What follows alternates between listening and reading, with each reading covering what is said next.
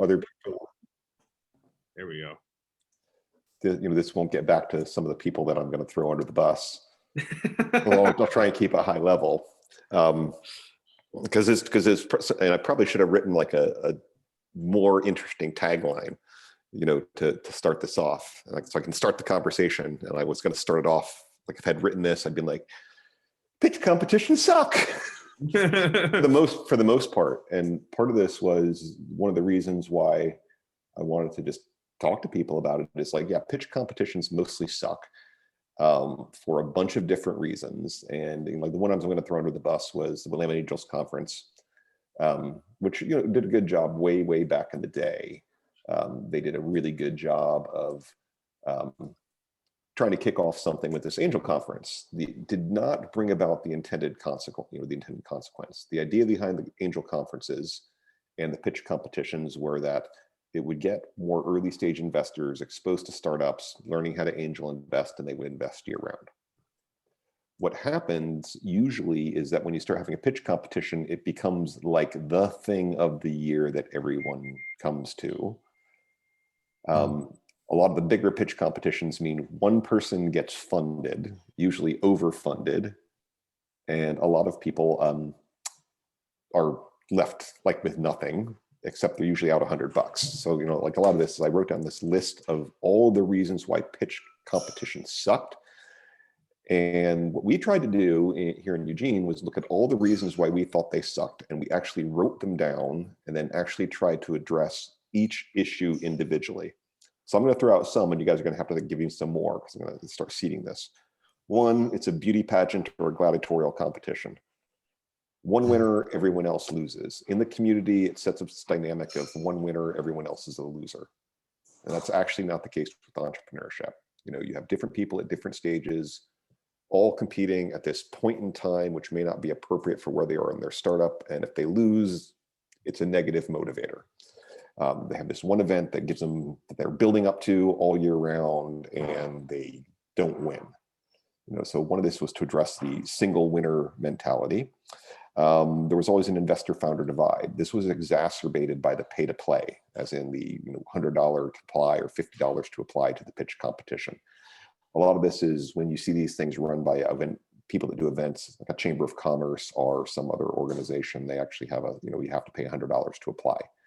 I get it for the bigger venture competitions, but I kind of think it's lame. The idea is you're weeding out the garbage.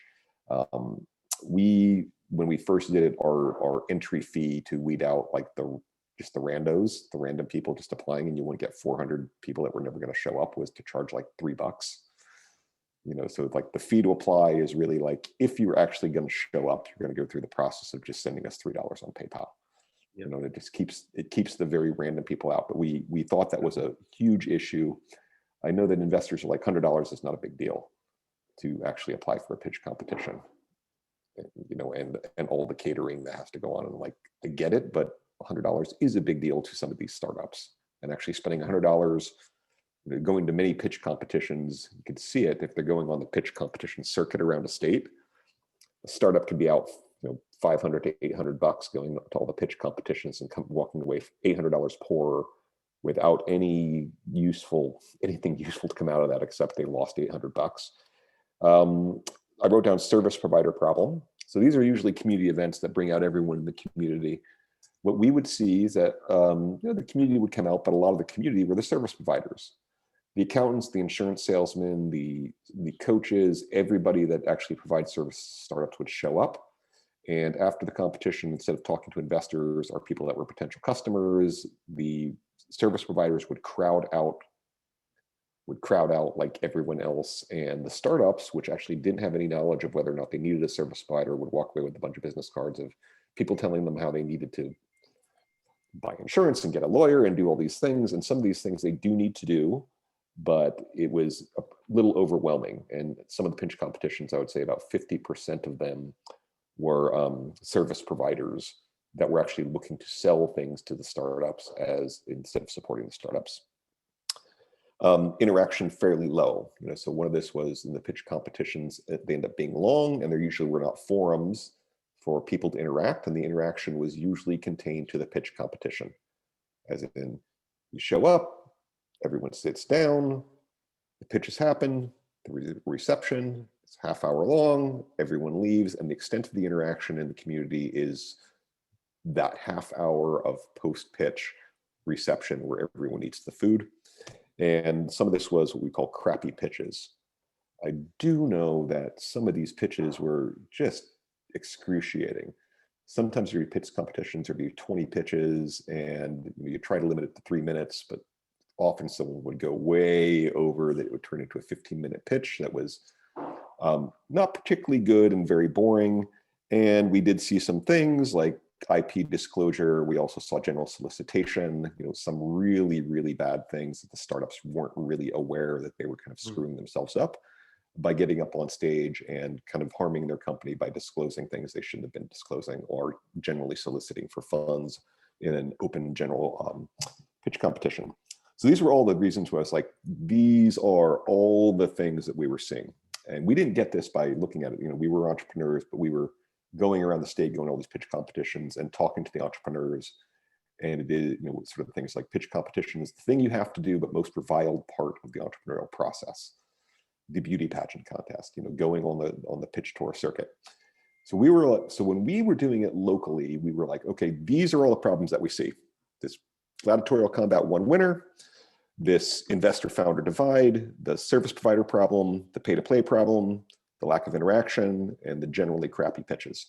And in the crappy pitches, then a lot of these ended up being community events where you're trying to get the community excited about what the potential of these companies are. And when the pitches were mostly excruciating, people would come to them and kind of be like, yeah, this was not particularly exciting. So we had these challenges that we had to solve. One, first and foremost, was to not make it about the investors. This is what we saw. Some of the pitch competitions were okay, but a lot of them that were organized by the angel groups ended up feeling like dinner parties where the entrepreneurs and the founders were the entertainment for the benefit of the investors. And we really wanted to flip that. We wanted to make this solely for the benefit of the founders. We wanted to get mentor engagement and get mentoring happening. So this was something that we, after our first year of doing, and we did an event called Pitch Stream. So after our first year of Pitch Stream, we actually slowly started to turn on mentor engagement, which then we ramped up over time. What we arrived at finally was probably the best format that we think in terms of getting mentor engagement. And there's a whole bunch of stuff that I'll talk about a little bit later after I talk about the mentorship program was actually about the event. So I'm going to bracket those off. So what we did with Pitch Stream is what we were trying to do is solve the problem of, one, the pitches being excruciating, and two, lack of mentor engagement. A lot of these companies are very, very early and didn't have a lot of experience with getting mentorship. So this was something that I stole directly from my friends at the Oregon State University Accelerator that they did, which was called the Venture Capital Challenge. And what they did is they got people from seed funds around the state and they attached them to the startups that were in this pitch competition. And the way that it worked was they actually had one venture team or one seed fund team mentor two teams to be in a pitch competition. They would have at least 3 venture capitalists or seed fund people mentoring at least 6 teams in the competition. Oftentimes there were more. There were formal meetings, at least 3 formal meetings before the pitch competition. So if you got selected to be in the pitch competition, you got matched with a mentor team that you actually had to meet with them 3 times to go through your pitch, to refine your pitch in order to be in the competition. So the way we did this was, what we wanted to see was more mentor engagement, actually getting the startups to get much more mentoring than they had previously. Not just design your own pitch, show up, pitch the best you can. This is work with people that know how to construct a pitch to make it entertaining, compelling, on time, and hit all the right points. The other thing that we did, and this is about mentor engagement, is we made this a friendly competition between all of the mentors and the seed funds. So the idea is you paired them with a team. They didn't get to select. You paired them with a team, and the mentors were kind of looking at it like, okay, Shane's got those, Robert's got those guys. I have to make my guys' pitches rock because I know they're good. So what it did was it encouraged the mentors to actually go the extra mile to give the best mentoring they could to the companies. What we always say when designing pitches, and this is when I give my pitch presentations, is a good pitch actually presents a good idea with a validated market opportunity with a clear plan to execute. All of those things need to be in your pitch. If you have a good idea with a clear, with validation and a clear plan to execute, you actually have the exact same things that are going to be a good company. So let's focus all our mentoring around, hammering this home to all the startups. Good idea, validated market opportunity, clear path to execute. All you have to do is explain that and where you are now. Had all the mentors playing from the same playbook and this little mini competition going with all the mentors. We eventually expanded this to as many teams as we could get. I think the most we ever had was like 15 pitches, which meant engagement of 20-something mentors in this sort of friendly competition, usually mentor teams. And it was very, very successful, not just in getting the startups connected with the mentors. It had the mentor group actually connecting with each other, became this friendly rivalry, because we would design it where we'd all show up on this one Wednesday in the 942 Olive building where the mentoring sessions happened. Everyone would interact, we would have food there, the mentoring sessions would happen. And you'd be kind of looking over your shoulder at the guy in the other glass room over there that's helping the other team in this friendly competition, and you'd talk about it and you'd kind of trash talk, like, my team's going to kick your guys' ass. So it created unity between the mentors and the teams and started to create this feeling of community around it. So that was the biggest thing that we did, which was trying to flip it around, which was instead of just a pitch competition that's for entertainment, let's see how we can pack as much actual mentoring into this process to get the teams as good as they could be before they went into the pitch. The pitch was an extra. The fact they got mentoring was actually the thing that they needed. And the fact that they got connected to the mentors was actually what we wanted to have happen and get them integrated in the community. It was kind of a trick. This was like, in order to participate in the competition, you were required to go through pitch training. So it's almost like this, I don't need that. It's like, yeah, we know you don't need it. And if you don't, we know you got this, but you're going to have to do it anyway because it's a requirement of our pitch competition. So that's actually the biggest takeaway that we did with this, that was probably the most successful part, was actually putting in this pre-mentoring session that was almost like a mini accelerator, like pre-accelerator, 3 hours of meetings to refine a pitch before the pitch competition happened. And it had all the mentors show up. So sometimes they would have advisors or mentors and the pitch competition would happen, and the mentors would show up if they were available. This actually got every single one of the mentors showing up for the pitch competition, because it wasn't just the team pitching, they were on the hook. If the pitches sucked, everyone in the community, like if I was mentoring 2 teams and they went up on stage and they bombed, people weren't looking at the teams and saying, those teams sucked. They were looking at me and saying, Joe, you didn't do your job, you sucked. So there was this definitely being on, I was on the hook to actually deliver for the teams and to deliver for the community, and my own reputation was on the line here. So this was trying to create this, getting rid of that tier, investors/mentors, early stage pitch companies, it's kind of like that divide. There was this trying to make it a partnership where it leveled the playing field, where we're all team players trying to achieve the same thing. And we were mostly successful with that. Couple other things we did. So one of the things we did is we didn't do pay to play. We always got a sponsor to do this. In the first couple of years, I was part of a biotech incubator co-working space called Fertilab, and we actually just fronted the money for it.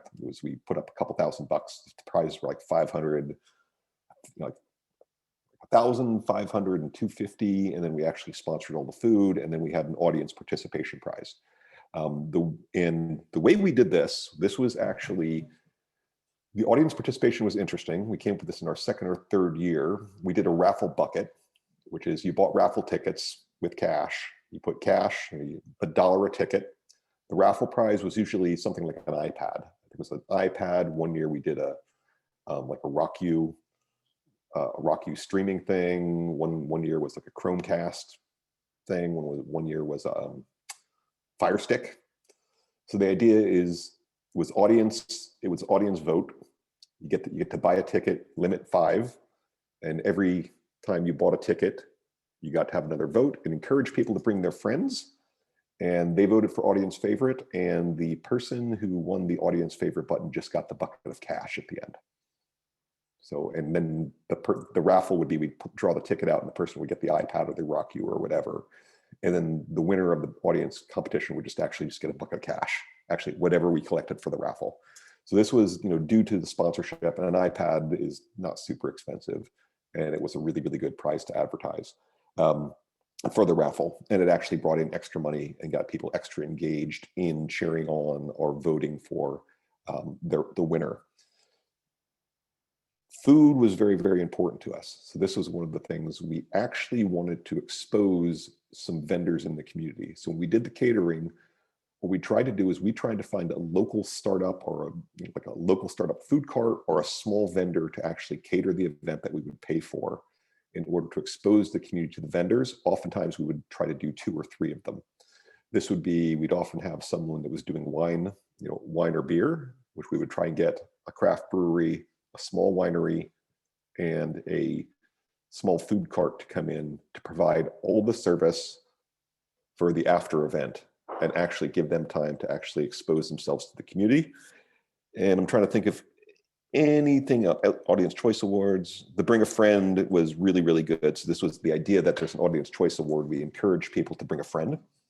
The way this worked is people would bring their whole friends, like, come vote for me so I can win the bucket of money. The mentors did this too, which is like, come vote for my team so my team can win the bucket of money. So what we were trying to do was actually turn everyone that was involved in the competition, not just to show up and pitch, but to actually be an evangelist to get people to show up for the community. This also worked to correct the balance of what I call the service provider community imbalance. Some of the early pitch competitions, we would have almost 50% were service providers. Later on, they became the minority, maybe 10 to 20% were of service providers. And a lot of them were just community members, friends and family of the people that were pitching, and friends and family and acquaintances of the mentors, which were actually actively trying to rebalance this. With the mentors, we made it very, very specific. We actually had talked about this, which was called the service provider problem, which was, let's show up in mass and actually celebrate the entrepreneurs and actually talk to them, and just be there as support for them. We also were very, very explicit with some of the service providers, some that we knew well, and said, please don't be selling to these people. We did do at the end of the 3rd session before the pitch competition, we did talk to every team and talk to them about service providers and warned them, which is, there are going to be service providers here that want to talk to you. Service providers are not necessarily bad, but talk to us first about what you need before you actually engage with a service provider, because some of the things you will need, probably a lawyer. Some of the things you don't need yet, maybe, which is probably insurance. And particularly in one pitch competition, a very aggressive patent lawyer was trying to convince everyone they needed to secure him for patents, we ran some interference on that one. But this was really trying to get people to say, service providers are important. We don't want to set up this service provider versus the entrepreneur dynamic. The service providers are value adds. You don't yet understand what you need. We will help you with that before you engage with the service provider. Come talk to us about what you need. Some of this came through the ask. So we would actually be very specific about pitches without asks. One of the things that we really wanted to do with all the pitches, you see them all the time, which is like, here's my startup and here's my team and thank you very much. Like, pitch with no asks. So we're like, at the end of your pitch, put in an ask. What do you need? Connections with customers. Do you actually need to talk to someone who does marketing? Do you need to talk to someone that knows about IP? Put that in your ask. There are particular service providers or very experienced people here who can fill that gap for you, but you have to ask explicitly for it. Some of the service providers we knew well, we would actually tell them, like, talk to this person. They actually might need your service. Let them know we said so. So these were all the things that we did to try to correct what we perceived as this unhealthy dynamic in the community. And again, those, and all this was about increasing the heartbeat. So again, the dynamic that we had was this: the angel competitions tried to create a year-round engagement where investors were investing. What happened was all of the investors would lump in on this one event, the Willamette Angels Conference, which would end up being the early stage pitch competition, the later stage pitch competition. That would result in one early stage investment of 25K and one later stage investment or growth stage investment of about 500K out of hundreds of applicants trying to vie for that prize. And it was once a year. So this heartbeat of the community had become, let's say, everyone building up to this one event once a year, oftentimes where the timing of that event didn't match where their startup was. So this was a chance to increase this. We did pitch stream once a year. We didn't actually do pitch stream alone. What we really tried to do was create a heartbeat for a community where pitch stream was one of the several events that was going on. The cycle that we did every single year was I ran the accelerator. The students would come back for the U of O on the 25th. So sometime in the first 2 weeks of school, say mid-October, we would actually do the demo day for our accelerator, which is very much not an investment demo day. It was entry into the community demo day. We'd get 500 people there. We did it at the Holt Center, which was a very large auditorium in Eugene. 500 people there. I invite all the investors down from Portland, invite them over from Bend. Most of these had already been mentoring at the accelerator, so they already knew the companies. The idea was here is to start creating conversations with the companies and the local investors. We told them that this pitch competition is not an investment demo day. If you're going to get investment, those conversations should have already started with the seed funds, and those conversations should continue. That was an activation event that got people at the university that were new freshmen aware of the community and what was going on. Also, new mentors had come in the community. It got them engaged. The first thing that happened then, usually in late November or early December, was a hackathon that was hosted by the university. The hackathons happened every single year. One was around games, one was around sustainability, but there was always a hackathon that was always university focused for university students. A lot of the mentors from the community that we had wanted to get plugged in, we'd plug them into the hackathon. The people that went through the hackathon, we would immediately follow it up in mid-January with Startup Weekend. Startup Weekend always happened in January for us. We'd have people come to Startup Weekend. We tried to make them focused. We did a food-focused one. We did an IoT-focused one, but we would do fairly large Startup Weekends, oftentimes 100 people at Startup Weekends. The ones that were legit, that were coming up Startup Weekend, would go immediately about 3 weeks later into our Ideate pitch, our Ideate pre-accelerator, which was a evening 5 weeks, evenings for 2 hours, heavily mentor driven pre-accelerator. Ideate followed a month after that. So this was Ideate, would be followed by another 3 weeks of mentoring, then another pitch. This would be right before the WAC. So the WAC would happen usually in May. Willamette Angels Conference would happen in May. And people would usually apply to that, the ones that were appropriate for that. And then our accelerator always started in June. So the ones that were really good companies that actually had made it far enough to go into an actual accelerator would go into our accelerator in June, lather, rinse, repeat. They go back to back to demo day in October. And that's how it worked in our local community. So it wasn't seen as like once a year. The idea is what we actually wanted to have something going on every other month. So to increase the heartbeat from 1 beat a year to 6 beats a year, boom, boom, boom, boom, boom, and ways to get mentors engaged all the way around. And pitch stream was one of the most loved, it turned from being a pitch competition being one of the most hated things that people wanted to do to one of the most loved things that people like, because it was just fun. It was fun for everybody and was viewed as kind of fun. The stakes weren't very high. The prizes weren't big. The mentoring was great. And it felt like a big party that happened to have some prizes with great pitches. So that's what we arrived at to reconfigure it. And it actually turned into something that I enjoyed doing instead of dreading. Because for the most part, I hated taking place in pitch competitions for all the exact same reasons that I listed. And this was actually one that I actually enjoyed. And the thing that I actually enjoyed the most with all of these was mentoring the teams. And it was this, I'm on the hook to be a good mentor and make sure these pitches rock, was sort of, it was actually fun, enjoyable, engaging. And yeah, so that's my talk part of it. Now let's talk about it. Question then, Joe. Thanks for sharing that. Is it still going on now? Is PitchStream a live entity that continues the cycle that you've described and has built up all this excitement? So right now, no, and this has to actually do with what's happening in Eugene right now. So RAIN Eugene lost funding from the state. It got absorbed into Onward Eugene, which is outside of the Chamber of Commerce now. And this year, PitchStream is not going on because the people running it are running their own events through the Chamber of Commerce. When I asked this year, and it was COVID, so but it didn't come up and no one asked us. We attempted to hand it off several times. And in the last 2 years, my fund actually just paid for we donated $3,000 for actually the prize money and the catering. And this year, no one contacted us. Like we're doing PitchStream. Like it actually ended up being like, where's PitchStream? Like, why aren't you guys doing PitchStream? So usually it happened, if it usually happened, it would have happened in about May. So it might've been with COVID, but I'm not actively involved with what's going on with Onward because they're going in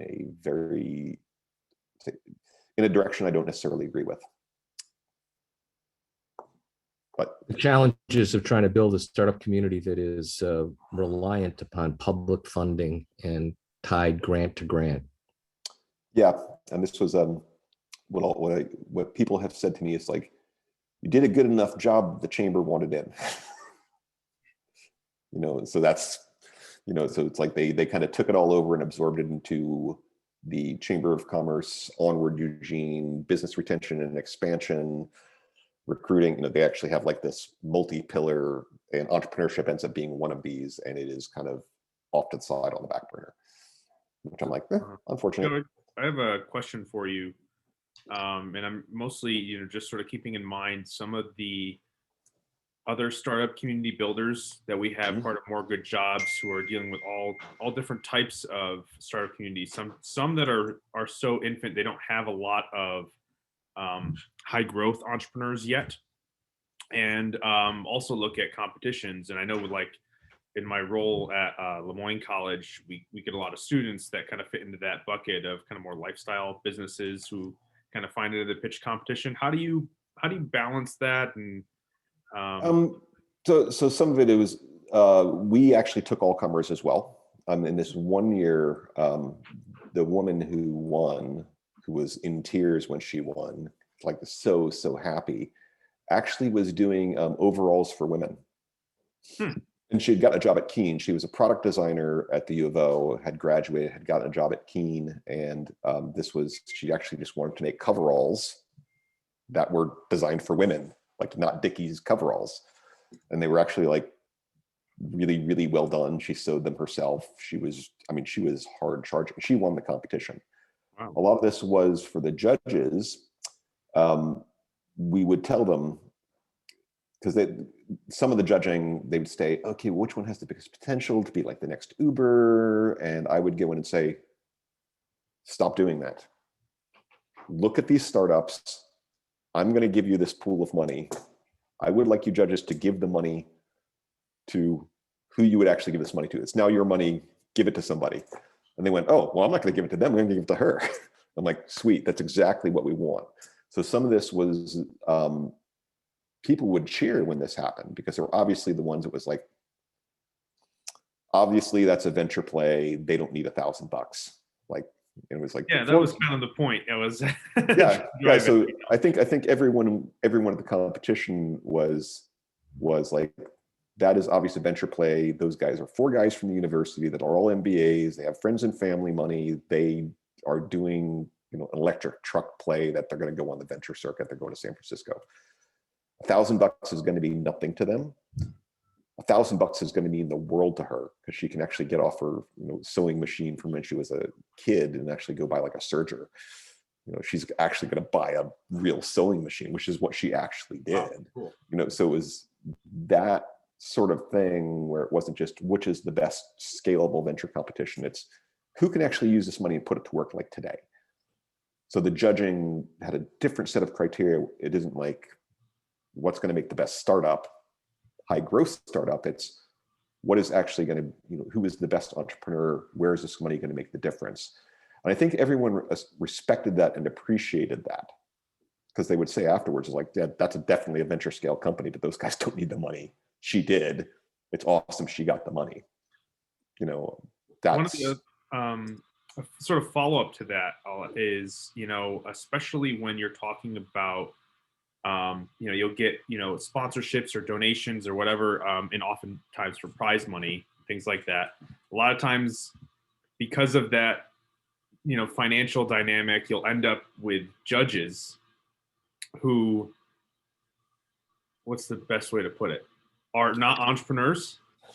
Yeah, you actually have the sponsors as judges. And so you end up getting, you mentioned, you kind of started out when you were talking about some of the negatives, some of the false affirmation on the other side, which is essentially to say, oh, well, because you didn't win doesn't mean that you don't have a good startup. Well, the flip side oftentimes is true in that dynamic, where the person who won doesn't necessarily mean that they had a good startup. A lot of times it might be through the dynamic. How do you, I mean, this is sort of a high level abstract question, but I just wanted to. So from the judges, we actually would select from the community. We would actually select founders. And what we tried to do, once we had this running several years, is we would try to bring back a winner of a previous competition to actually be one of the judges. So with someone who had actually gone through PitchStream or gone through the accelerator, what we'd like to do is actually bring an old PitchStream winner, someone who had gone through our accelerator, and then some mentor who hadn't been part of the process, like hadn't been part of the actual coaching process, so they could see their team. So we actually actively tried to select people that we knew would be good judges, who knew what was going on, who were founders themselves. From the sponsorship angle, it's like, oh, if we sponsor, do I get to be a judge? And that's where I was like, yeah, no, you don't get that. You get to put a table in the back if you want. We can put up a banner for you, but no, we don't do this by a judging space. We just don't do that. And that was like a line for me, which is we needed to actually have the judges actually be people that were in the community that were founders. We actually had to do that, and that was part of this sort of community building thing of breaking down those lines. Because I've been to those ones where it's like, yeah, senior vice president of health at Peace Health is the judge, and you're like, how can this person judge whether or not it's a good startup? And again, it was this very open relationship. Like, I've never been to a competition that we put on where the first time I met the judge was like at the competition. Hi, how's it going? I'm Joe. This was like people that I knew very, very, very, very well. And they understood it, which was like, who could put the money to work? Yeah. Is why we were so specific with the ask. It's like, so, she's like, if I win this competition, I am going to buy this sewing machine. It was very, very clear that it wasn't like, if I win this competition, I'm going to get some money and like, I'll do stuff with it. The people that were like, if I win this will move my business forward. Like, take it from, I have a crappy old sewing machine that I got from my mother to actually buying an industrial sewing machine. It kind of hit home for everyone, is like, this money is going to be put to action in our community like tomorrow, not in some nebulous way. And the judges really, really got that there was this bias for action. How could this money be deployed, given to an entrepreneur that they could actually do something with, and not just get $500 and their startup's so big they'll spend it on pizza, like to celebrate their winning the competition, or use it for entry fees for the next set of competitions. We did see that happen previously too, where someone would win a competition, win $500, they would use that for entry fees for the other pitch competitions.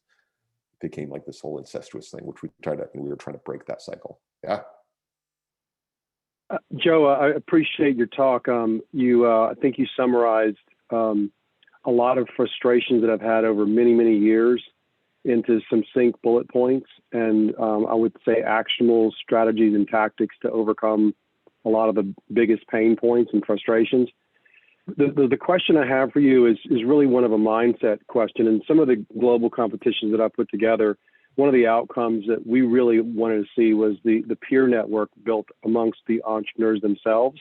Because to me, as nice as the service providers are and the sponsors and the Chamber of Commerce's are, and even the investors, to me, the bigger value is having the entrepreneurs view them each other as peers instead of competitors.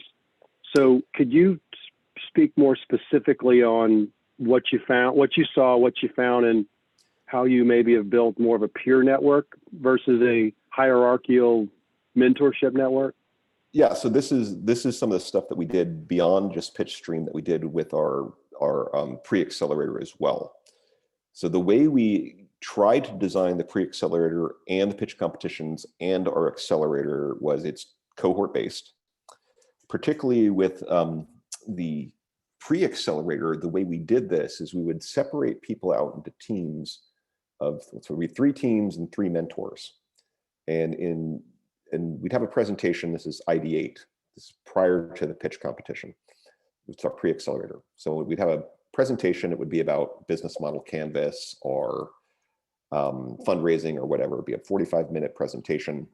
And then we would go into mentoring. The mentoring sessions were always an hour long.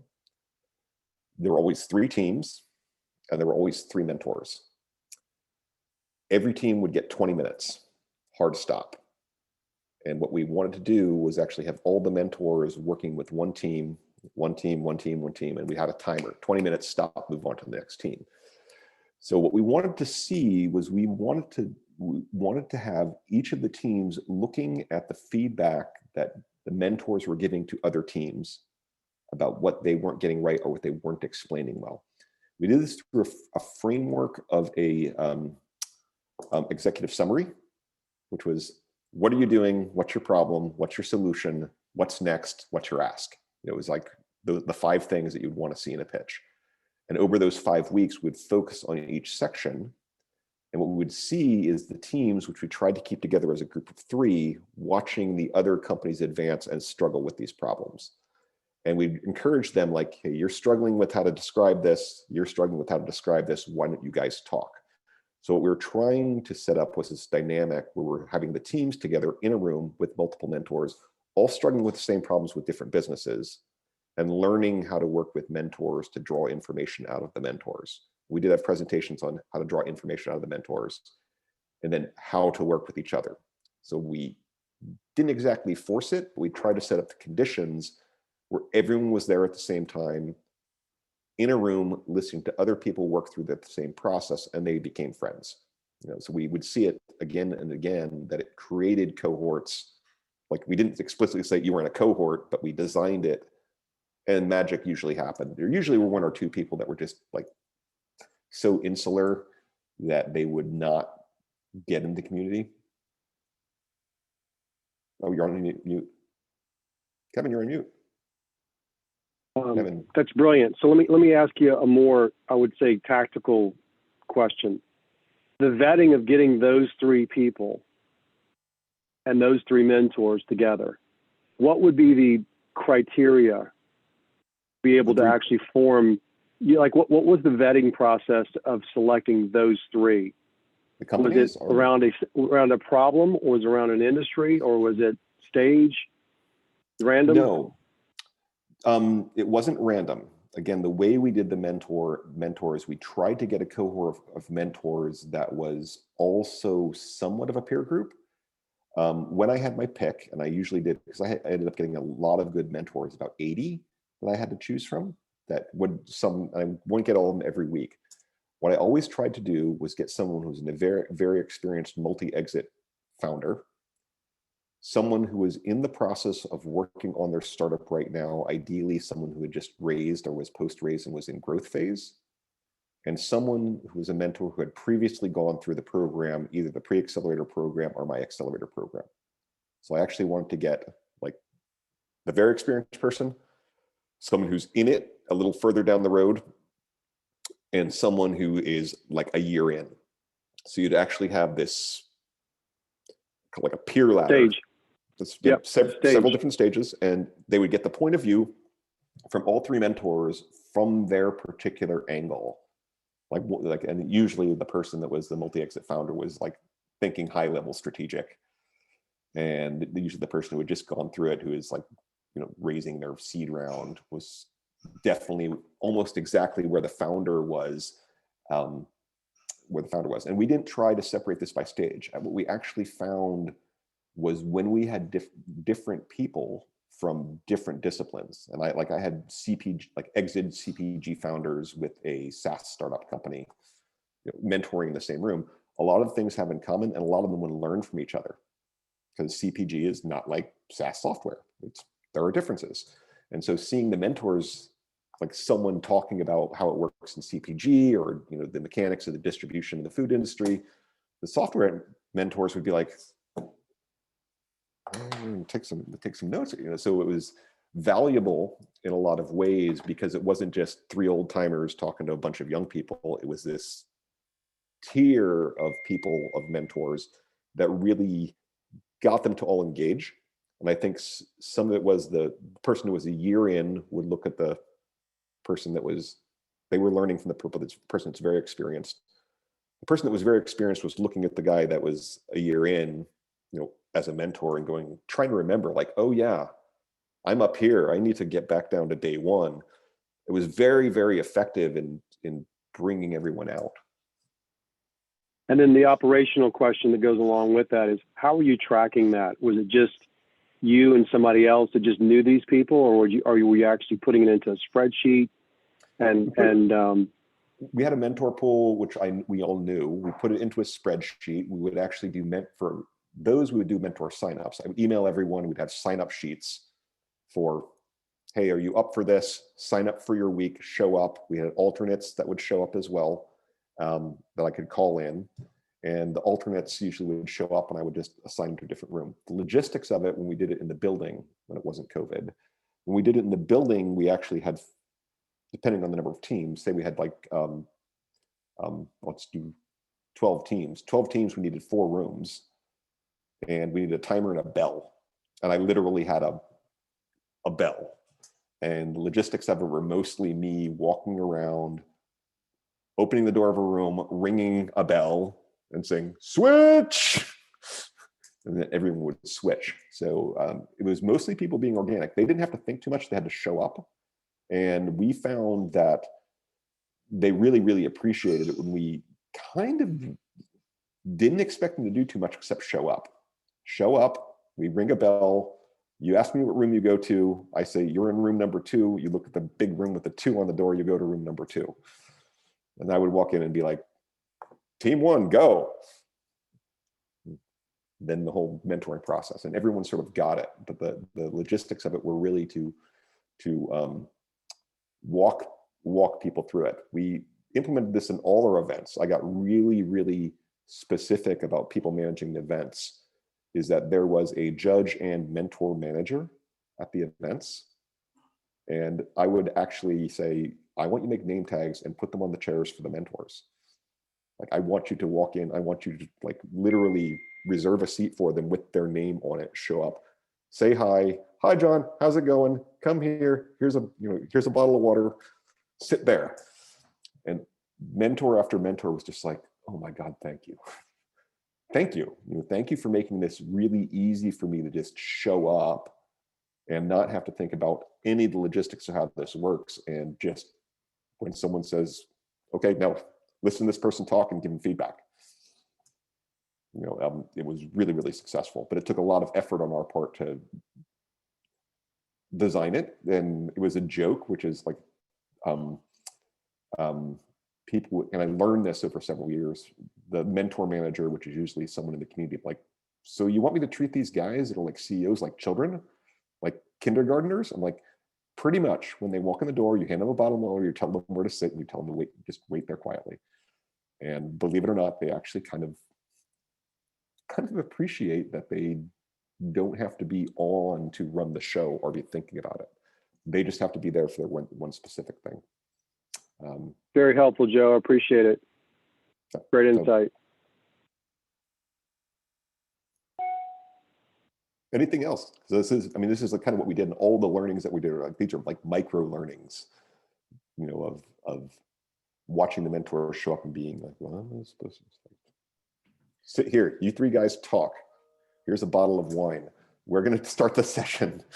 You know, that One was of the challenges I know a lot of people outside of major metros in particular, you know what, I'll even asterisk that even more, outside of major startup hubs, because you go to some larger cities and their startup community is just as literally, you know, just as infancy of development as some smaller communities sometimes. The geographic, there's a very low geographic density of truly active and sophisticated investors around them, which presents a recruitment challenge to these types of events for exposure. Mhm. How have you handled that in the past, or have you not viewed pitch competitions that way? We don't do pitch competitions this way. I mean, a lot of it's, if we know the local angels, we do that behind the scenes. And we sort of say this pitch competition is not going to put you in, it may put you in front of investors, but that's not the goal of this. The goal of this is to get you to move forward. The way you're doing this is you're describing what your company's actually doing. Again, this, what are you doing? You know, how have you validated this? What do you need next? What's your next action? If you can figure that out, then you're working on your startup.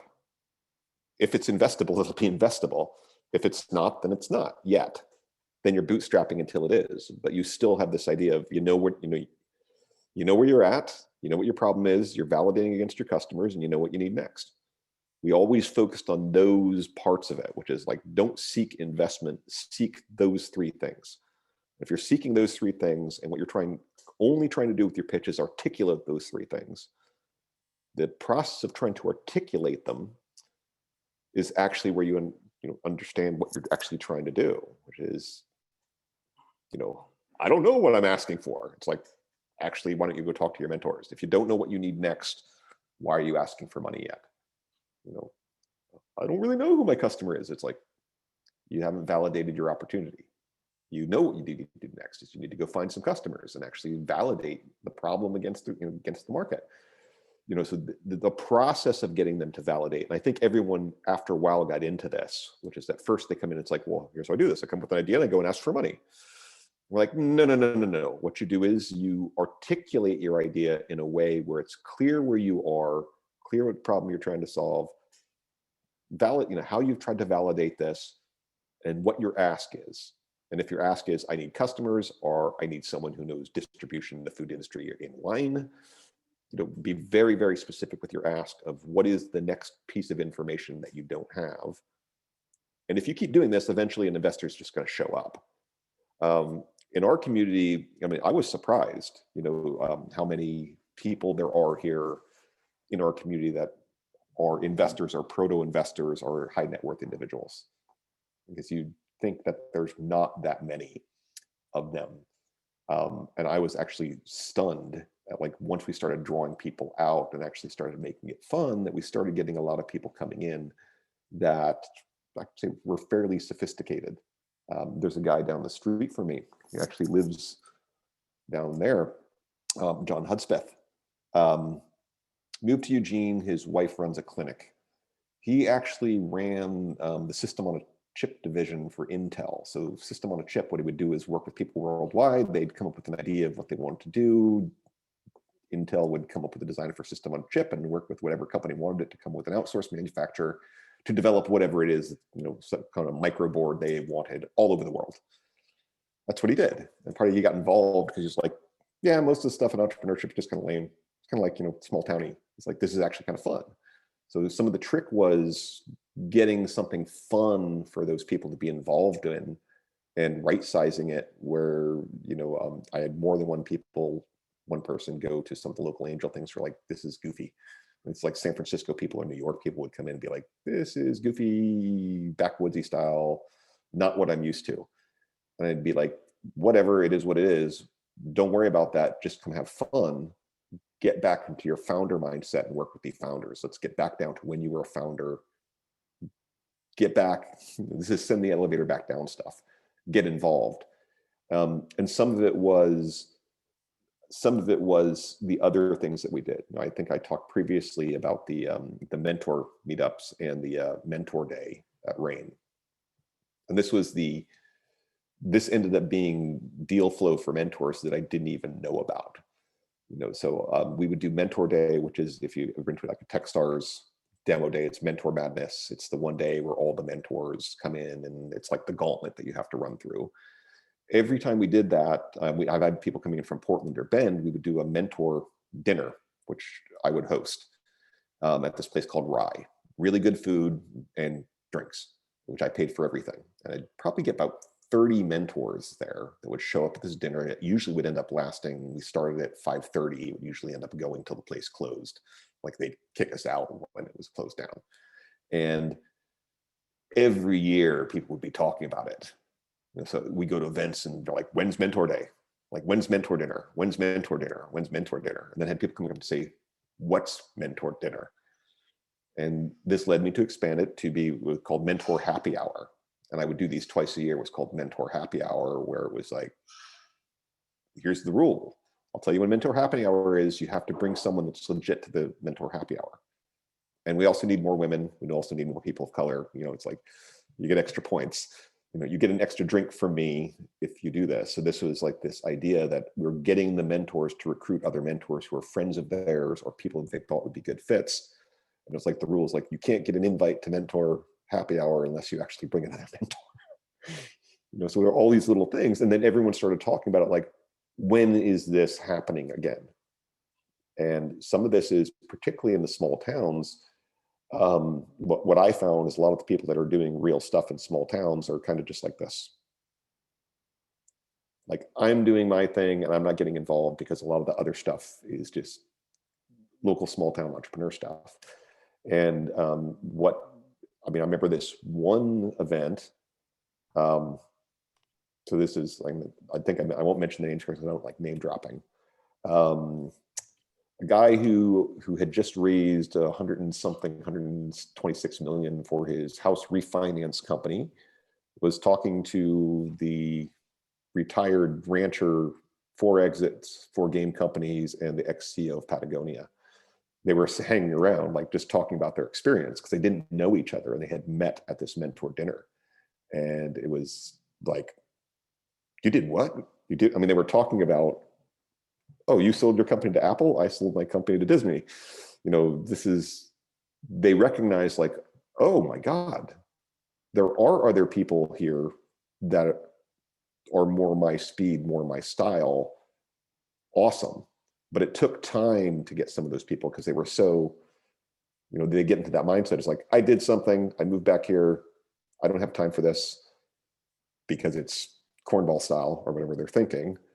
And if you think of this, like in our community, there's tons of these people around. They're just like, this is too small a game for me to play and I'm not going to bother. And you end up with like 20 of those people that are so, they're in that exact same mindset, which is, this is too small towny for me to deal with, which is BS because you have 20 of them. They're all right there. They're just not talking to each other. They're in their own little brain silo. So finding the way to get them out of their brain silo to actually see that there are other people doing stuff gets them interested and engaged. And it doesn't work all the time, but that's what I found is like you get them engaged and you do find people from all over that are kind of awesome, but insular. There is insular as everyone else. There is, they're sort of like personally provincial, not realizing like, that guy down the street, like I learned last year, there's a billionaire that lives down the street from me. So I was like, really? And he's not engaged with the community. Yeah. So it was, mentioned his name. So do you know who the Karchers are? Have you ever heard of Carl Karcher? No. You know what Hardee's is? Yeah. You know what Carl's Jr. is? Oh, he's Carl. He's Joe Karcher, the son of Carl Karcher. So it's, Wow. and apparently he runs like everything in Oregon and Washington, all like a whole, like all the franchises on this. I'm like, oh, that's why he has a nice car. You know, it's just like one of those things that just like not involved in the community at all. Someone just said, oh yeah, he's one of the 12 kids of the Carters. Wow. He's a Carter. And you're just like, what? You know, there's that. I would surprised sometimes that these people are here. They're just living on a rock and doing their own thing, not engaged in the community all that much, and find any way to get them engaged that's enjoyable for them on their terms. And some of this so it was sort of creating the peer network for the founders, but it's also creating the peer network for the mentors, so they didn't feel weird showing up. I think that a lot of the good best judges and best mentors, I would just call them, they're very, very direct, not the best bedside manner type of startup founders. I mean, these guys they're pretty gruff and pretty direct. And you would see them in pitch competitions, and I would warn everybody, it's like these guys are going to tell you exactly what they think, and you are not going to like it. And in years, you will appreciate them, because they are actually the most honest, most ethical people, and they will not beat around the bush because they don't have time to. You know, so we'd warn them like this is to expect, and then they would meet someone else. You know, it's like watching Jeff and John hit it off, because they are almost the exact same personality. Like Jeff was the person that you did not want to get as a mentor, and some of it was the things that we did that were just absolutely surprising. I do have this side story with this one woman that I know, Kaylin. Kaylin is 5'3", maybe 110 pounds. JD MBA. She's presently senior vice president at Access One. She does healthcare finance stuff. So usually when we're doing these like mentor gauntlet, I would put Jeff Tennell, my friend Jeff Tennell, who's really, really gruff. And then I put Kaylin. So as they're rotating to look at all the companies, they would see Kaylin, and she is this like small blonde girl that would sit down, and everybody's just like, after Jeff, they were like, oh my God. And Kaylin is like a shark. Like, she is worse than Jeff. Like, she's really, really nice. She's like, hi, how's it going? And they'll start talking. She'll be like, no, stop there. She's extremely sharp, highly competitive, and she like puts all the other mentors to shame. Wow. In terms of her. She's like aggressive, like you would like, nice, but yeah, sharp like a razor blade. And because of her appearance, it is enjoyable for other mentors to watch, because it's like, you can actually see like some of the bros, the bros sit down and be like, they're almost like, hey baby, and she's like, and she will, if she got any of that attitude from any of them, she would like go for the jugular, on just drilling down. And watching the other mentors just go like, whoa, like it was fun to watch, just because of she would come in, and she's very unassuming, attractive, very slight, small female with a soft voice would come in. Everybody's like, oh, okay, I get a break on this mentor. And then watching the other mentors just watch her go to work and dismantle someone who's being rude. Wow. The other mentors were just like, it was enjoyable for them to sort of see that. And then she was what we call it, when she was in the school, when she was a JD MBA, she was clearly labeled as like a rising star. It was just like, man, she's going places, because she will, other people get stopped by closed doors. She will bore her way through it with her intellect or her fists or her, it was just like, so there was some of that too, where people weren't recruiting really, they were just kind of vicariously living through that. So there was and every single mentor was different. I'll put it that way. Every single mentor actually had a different reason for getting involved. Boredom, a lot of, and this is like, boredom, they're in a semi-retired state, and they're just like, yeah, I thought I'd like retirement, and I feel, this is the work, when amount of free time approaches infinity, value of that time approaches zero, and your perception of yourself is reflected by the value of your time. So it's like they retire and within a year they're just going nuts. Their brains are not working. So you had to get them. And some are, I actually have met some that are just like, no, I'm retired and I'm actually kind of digging it. Like, weird, but it's like, try to find the mentors that are recently retired or recently exited. The best ones are recently exited software startup founders, which is just like they've been on go for 10 years and they get an exit and they're like, a year into their exit, we're like, what are you doing? They're like, got a house, got a car, got some toys, went on vacations. I'm like, no, not what did you get? How are you feeling? They're like, no different from when I was running my startup company, except now I have nothing to do and I'm going insane. It's like it's like this post-exit. Yeah. Like, okay, I got the brass ring now. On the treadmill. Well, but it is. It's like, I got the brass ring.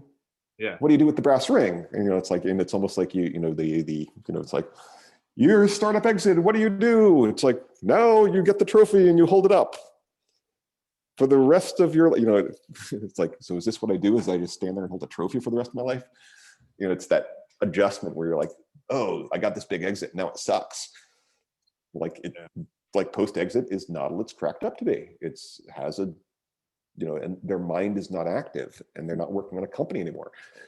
So it's like, you can help people get back on the horse right now, get in and help these people.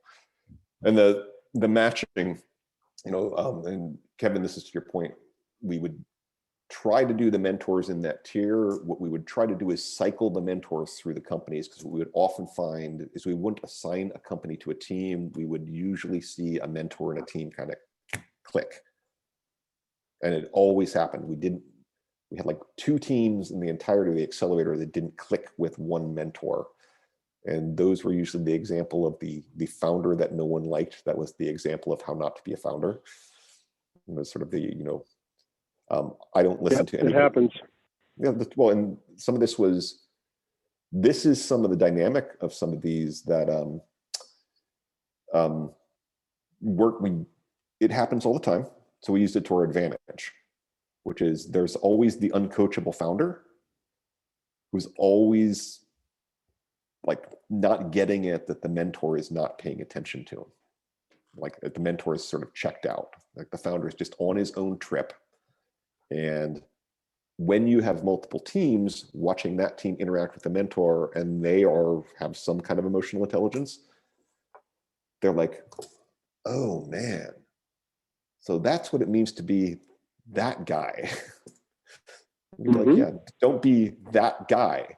So even the ones that were the uncoachable founders, we found ways. Served a purpose. Yep. It served a purpose, which was, and we would say that to the mentors. I would pull them aside and be like, that guy's uncoachable. Let him do his thing. Just do what you're going to do. There's a reason why those other teams are here. And I remember Ben was the best one, because he repeated something that I had said in several mentor meetings in the accelerator, where he had his 20 minutes for the first team with the first team. And after 20 minutes, Ben just looked at him and said, I only have one piece of advice for you. When your lips are moving, your ears aren't working. And then he just said, and your time's up, and the next. And it was just, and everyone's like kind of got it. It was just like, this guy was, that founder was just in full sales mode. Yeah. And couldn't tell that the mentor was just like, I'm going to check my phone and the thing. So a lot of this with these were all things that we did that we're trying to integrate all the different things that we're doing. But the pitch competition itself was this approach of, and it moved and adjusted as things evolved. But it really was like, what do we think sucks now with the current process? What can we do tactically in a bunch of different ways to address each one of these issues individually? Can we kill 2 birds with 1 stone with several of these activities? So, Joe, this has been awesome, man. Thank you so much for. Is this useful? Dude, I've been doing pitch competitions for a long time, and I learned quite a few things that I'm like, oh, that's what. So this was, I found a really active discussion. I'm really excited to post it and get some other folks Yeah. too who are kind of fresh to this, or maybe coming from sort of the economic development world or something, where it's a fresh mindset to how to approach these things, you know? Yeah, and these conversations, this is like what I'm looking for. It's just like these conversations where people are like, oh, here's all the stuff I did. And you're like, oh yeah, that, you know, you're like these tactical conversations, like, huh, that's an idea to try. Yeah. You know, and then people saying, hey, do you have a template for that? Like, because I think Kevin asked, like, you know, we had a spreadsheet how we tracked it. We actually, it was like a Google sheet, just like sign up. James, thanks for the invitation. Joe, very helpful. You validated, like I said, a lot of the things that, a lot of my frustrations, and I think you bullet pointed and quantified some of them. I still think there's a structural problem with a pitch competition, but I think you've created a way of making it better and building community around it, which is good.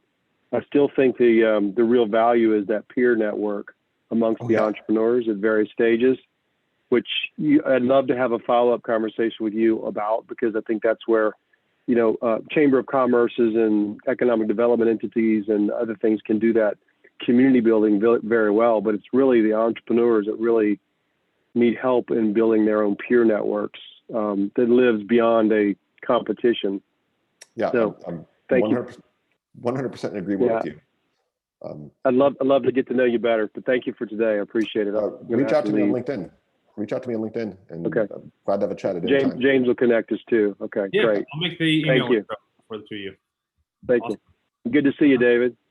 Awesome. Yeah, this was great. I learned a lot.